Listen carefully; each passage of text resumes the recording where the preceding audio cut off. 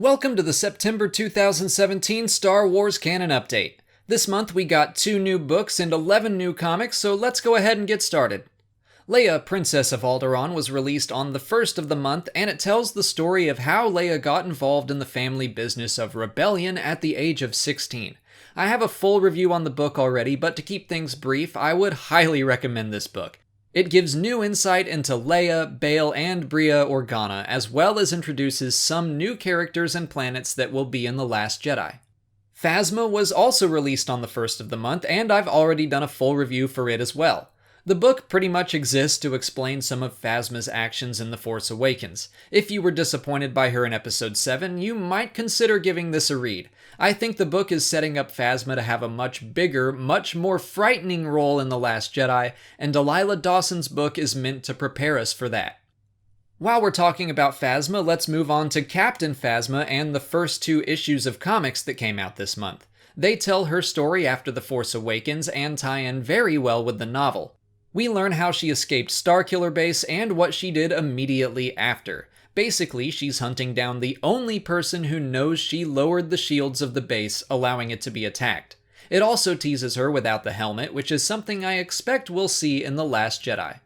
Sticking with the comics, let's talk Darth Vader issue 5. This was probably the must-read comic of the month. Having collected a Jedi lightsaber crystal, we get to see Vader bleed it, and the experience is pretty awesome. He's basically tempted by the light side of the Force and has a vision of what could happen, killing the Emperor and finding Obi-Wan for forgiveness. It's great, but of course, he steels himself and stays on the path he has chosen.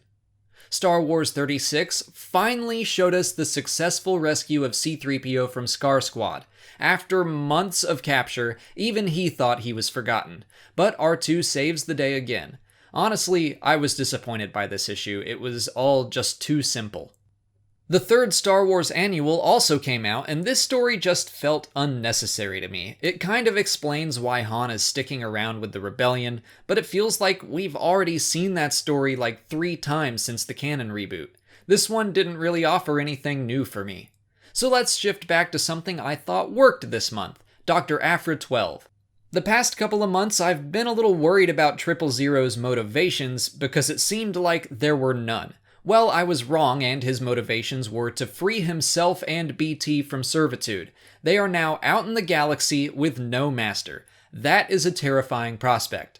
I like it, but I also hope they'll be around in the comic because I'm just gonna miss them otherwise.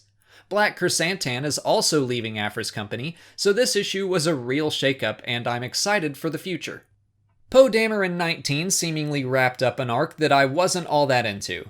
Black Squadron is briefly captured, and then they get away thanks to a sacrifice from former traitor Adi. The most interesting pieces of this arc were little flashes of Jessica Pava's past. Why not run with that? I'd like to learn a little more about the other squadron members. Terex displayed some of his old self, overriding his implants, and that excites me. I am not crazy about Malorus as the villain of this series. Terex was much more compelling, and I hope he comes back completely. The Star Wars Adventures series made its debut with 2 issues this month. They're targeted to younger audiences with fun, lighthearted stories. They're not bad, but as far as stories go, they're completely skippable.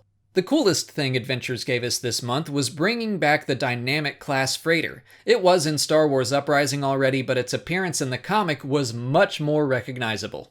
Mace Windu issue 2 is just okay to me. It looks like the story will be exploring the Jedi Order and their role in the Clone Wars and discuss whether or not they should have been generals, which is fine. It's just that, again, we've seen that explored already. The droid mercenary is pretty cool, but overall the artwork is not great. I'll save judgment until the series is over, but for now, I think it's fine to skip. The Rogue One comic adaptation wrapped up this month, and this issue didn't offer anything new. It was all just battle scenes, and it flew by. It was the weakest issue of the series by far, but the other 5 showed us a lot of new stuff, so the series as a whole was worthwhile. Also released this month were young reader adaptations of the prequel trilogy, a young reader story about Leia from episodes 4 through 7, a young reader story about BB-8, and the 4th part of the Weapon of a Jedi comic adaptation. This month, I'm awarding Story of the Month to Leia, Princess of Alderaan. It's a tight race between that and Phasma, but I think Leia is going to tie more strongly into The Last Jedi, which is what I think most people will be more interested in. But that's it for September. The Canon update will return on November 1st to cover everything released in October, including the return of Star Wars Rebels, the books From a Certain Point of View and The Legends of Luke Skywalker, Forces of Destiny, and 7 new comics.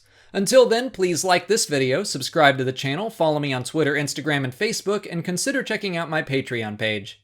As always, thanks for watching, and may the Force be with you.